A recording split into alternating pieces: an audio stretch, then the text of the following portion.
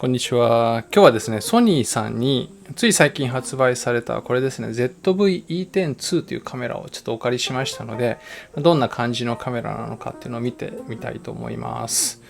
ZV-E10-2 は ZV-E10 という APS-C センサーが搭載されたミラーレスカメラの後継機になります。モデルチェンジされて出た新型ですね。非常に小さいボディで、私もずっとこの ZV-E10 というカメラを使っていたんですが、それと比べてもボディサイズもね、全然変わってなくて非常にコンパクトです。手のひらサイズですね。で、ただ唯一ってことはないんですけど、大きく変わっているのがこのバッテリーのグリップ部分がね、大きくなっています。なぜならバッテリーがですね、以前まではちょっとちっちゃいタイプだったんですが、今回からはこのフルサイズ機とかでも使われているこの FZ100 というタイプに変更されています。ちょっとバッテリーの持ちが悪いのがネックだったので、これはね、かなり嬉しい変更点ですよね。あと分かるのは、このスイッチがですね、カメラというか写真、動画、それから S&Q モードの切り替えが以前は押しボタン式だったんですけど、今度はスイッチ式になっています。で、これはですね、私が個人で所有している ZV-E1 というやっぱり Vlog カムですね。これフルサイズセンサーのものなんですけど、これと本当ね、もうスイッチ、インターフェース関係がほとんど同じになったなという感じがします。若干違うのがこのメニューボタンの位置でしょうかね。こっちはここに丸ボタンになってるんですけど、E1 の方はここにこういう感じでメニューがついています。あとは C1、それから C2 とカスタムボタンがあるんですが、E10 の方は C1 はあるんですけど C2 は場所の関係上ここにはなくなっています。でボディサイズは、E1 もね非常にコンパクトなカメラなんですけど、それと比べるとちょっと厚みがやっぱり薄いですね。で高さ的にもちょっとやっぱり低いでしょうかね。幅もちょっとだけ狭くなっています。センサーが小さいんでその分全体的に小さくなっているという感じです。であとはこのスロット関係も、以前の ZV-E10 はここのバッテリー室の中に SD カードスロットがあったんですよね。それがこっちのサイド左側に移動しています。これはZV-E10 とZV-E1 とこれも ZV-E1 と同じだと思うんですけど、こちら側に全て来ていて、上から USB-C 端子、ヘッドホン USB-C 端子、それからマイク端子、さらに SD カードスロット、そして3枚目の一番下のところにはヘッドホンジャックとマルチコネクターでしょうかね。これがあります。だいたい同じような感じになっています。SD カードスロットが独立してつくメリットとして、ジンバルとか三脚に載せた時もここにあるとね、いちいち外さないと、カメラを外さないと出せなかったんですけど、ここに来たことによってジンバルとか三脚に載せたまんまでもカードを取り出すことができるようになっています。見た目は本当 ZV-E1 とそっくりですね。で中身が結構変わっていて、同じ APS-C センサーなんですけど新しいセンサーになっています。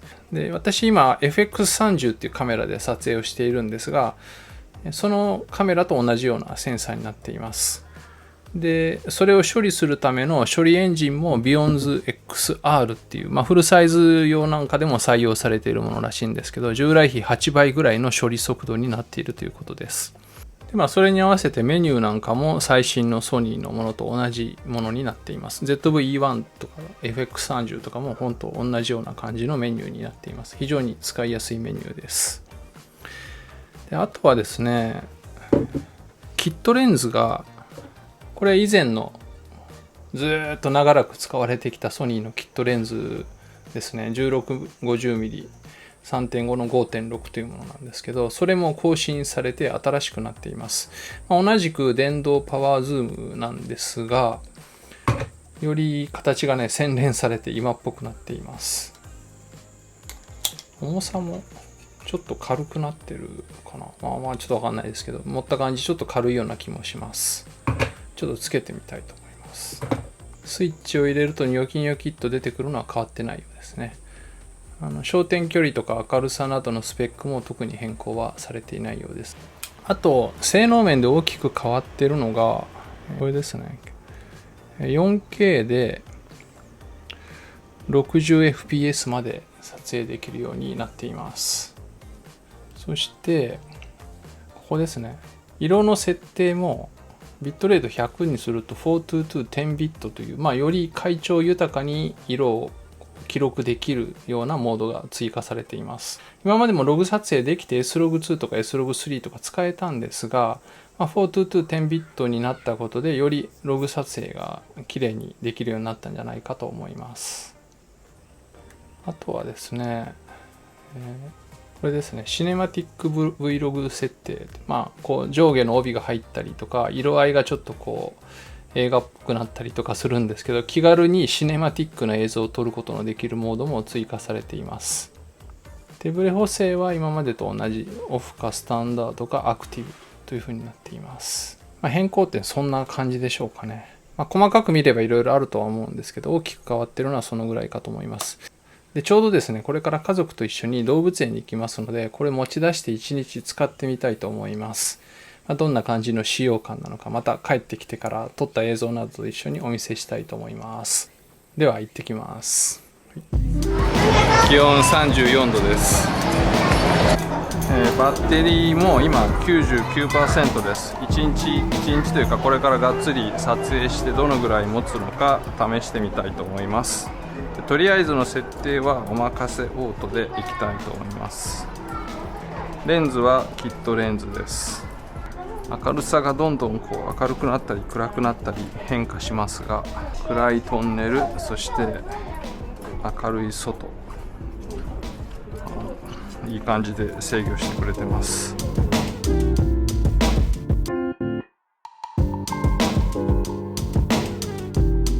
明るい屋外でも見やすいように液晶をちょっと屋外晴天、明るくなりました。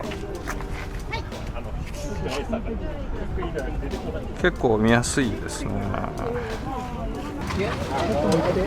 おー、ラクダ来た、ラクダ。すごいね。風切り音どのぐらい低減するんでしょうか。カピバラこっちって書いてある。なんだあの動物は。超解像ズームで。ひまわりが若干枯れ気味ですけど綺麗ですね。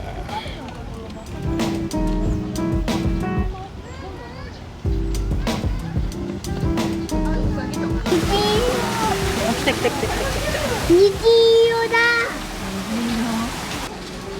おー、カピバラ王国。彼の一番のお目当てはカピバラですね。おー、来た。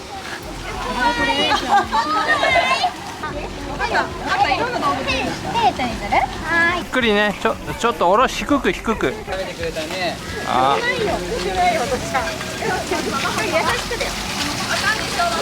そう。足がすごいな、足が機敏。この子にあげたらな。おお。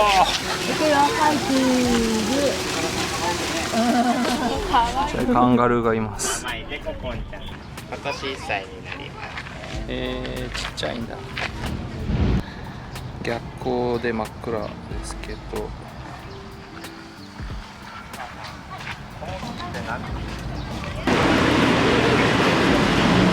室内に入ってきました。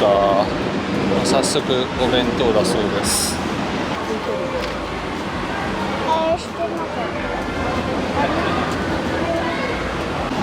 美味しそうにお弁当を食べております。美味しいですか？早っ。デジタルズームやるとどうなるんでしょうか。16ミリからスタートしました。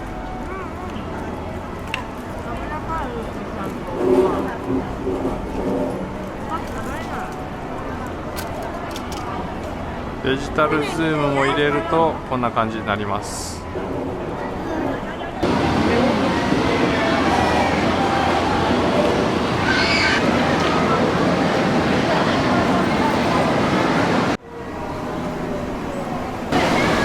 さあ今度はアジアの森に入りたいと思います。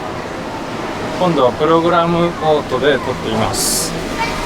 うわー、イントロング。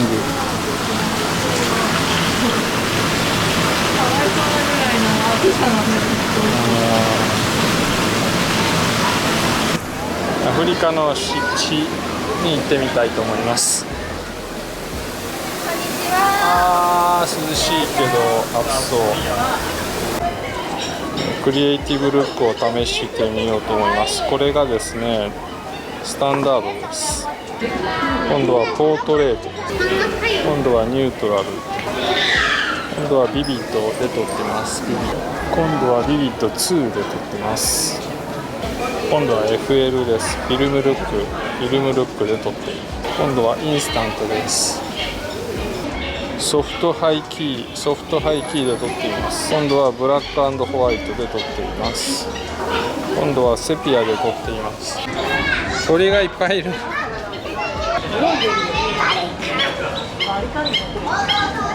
動物の目をちゃんと認識してくれてます。はい。ここはハシビロコウがいるブースでしょうか。決定的瞬間を逃さないために 4K60 で行ってみようと思います。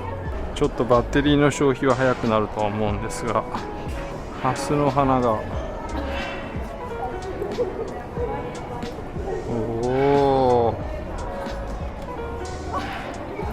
綺麗ですね。おお、早速いました。ちゃんと鳥の目の認識をしてくれています。動きがないね。飛べ飛んでください。あ、書いてる。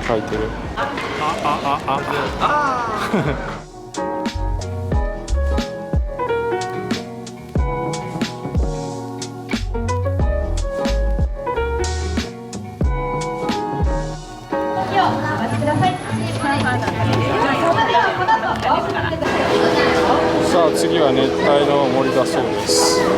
シネマティックモードで行ってみたいと思います。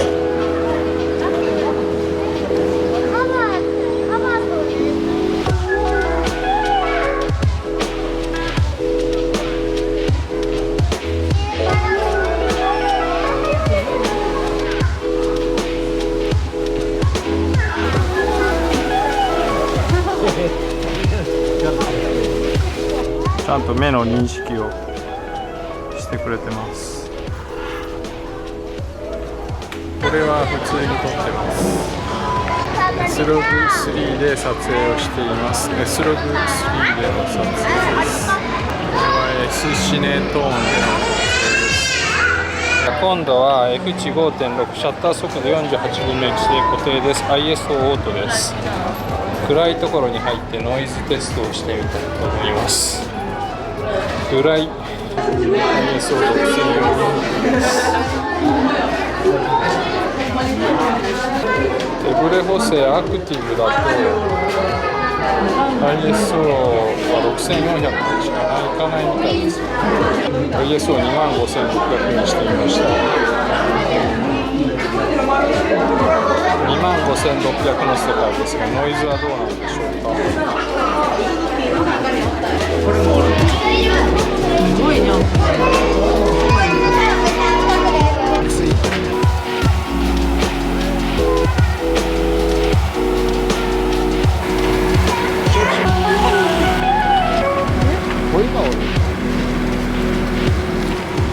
おお、すごい。鳥を認識させてみましょう。はい、鳥。あ、認識してますね。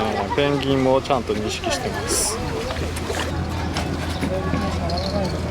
アルパカくんだそうです。おお、すごい。顔認識してますね。アルパカに餌をあげようと思ってやってきました。一応認識してくれてます。ああ、モフモフですね。モフモフ。もうかわいいね。今片手で手ぶれ補正標準で歩いています。結構手ぶれしてるんじゃないでしょうか。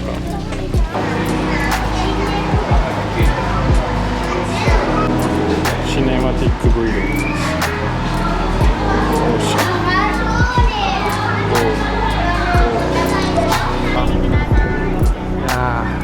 16ミリ側で手を思いっきり伸ばすとこのぐらいのサイズで映ります。4時間ガンガン撮影してさすがにバッテリーはだいぶ減りましたね。残り 20% になっていますという感じで1日使ってみましたが、いかがだったでしょうか。届いた翌日にあまりよくわからないままほとんどもうオートで撮ってしまいました。難しい設定はね何もしていません。なので、どなたでもこういった映像とか写真が撮れると思います。ほんとねすごいですよね。で私も、普段撮影中にズームするっていうことはあんまりないんですけど、電動ズームが面白くてね、ついついズームも多用してしまいました。どんな感じになるかってよく見ていただけたと思います。そして以前と比べるとまずねバッテリーの持ちがね素晴らしいですね。1日もお見せしたようにガンガン使っても普通に持ちます。撮った動画がだいたい40ギガぐらいありました。で写真も200枚ぐらい撮ってるんですけど、体感的にはねバッテリーの持ちは2倍以上になっているような気がします。で E10 も上手に使えば上級機顔負けの映像とか写真が撮れるんですけど、やっぱりねちょっとこうスイートスポットがちょっと狭いというか、性能を引き出すにはちょっとした勉強と慣れが必要だったんですよね。なのでお使いの方もなんかこうデモンストレーションで見てるような映像とか写真とは違うなって感じてる方もいらっしゃったかもしれません。でも E10-2 はですねもう全体的にこう性能が底上げされてますので、難しい設定とか撮影方法など考えなくて目の前にあるものをどんどん撮っていけば今日お見せしたようなものは撮れてしまいます。家族連れで遊びに行った時なんかにそう難しいことやってられないですよね。もうちょっとした設定をして、あとはオートでもうバンバン撮ってやるっていうのが本当に簡単でいいです。めちゃくちゃ暑い中で太陽の下ですごい明るい中で撮っても綺麗に撮れてるし、室内に入って暗い中でも普通にね映ってましたよね。暗所性能もかなり上がってるのではないかと思います。で画質とか自然なボケ具合とかはやっぱりスマホとかとはね全然違いますよね。撮影のしやすさっていう意味でもスマホよりはねかなりやっぱりしやすいと思います。で価格的にはちょっとE10 よりもね上がったんですよね。ZV-E10 自体も円安で値上がりしてますので、現在の価格差はだいたい4万から5万ぐらいかなと思うんですが、個人的には十分その価値があるなと感じました。で ZV-E1 っていうこちらのカメラは倍ぐらいするんですけど、今日使ったようなキットレンズで本当にオートで撮る限りではもうほとんど差がないなと感じました。あと同じセンサー、内部構造は多分ほとんど同じなんですけど FX30 っていうシネマカメラがあるんですけど、気軽に使う分には本当に使い勝手にも差がないなと感じました。それでいていろいろ設定をしたりとかレンズを交換したりしてもっとステップアップしていきたいっていう方にも十分応えてくれるカメラになっていると思います。言ってしまえば現代版ソニーハンディカムみたいな感じかもしれないです。本当に家族のために綺麗な映像、写真を残したいっていう方におすすめのカメラかと思います。詳しい情報は概要欄にリンクを貼っておきますので、そちらの方をご覧になってください。ということで今回は新しく発売されたソニーの ZV-E10-2 というカメラの紹介でした。ではまた次の動画でお会いしましょう。さようなら。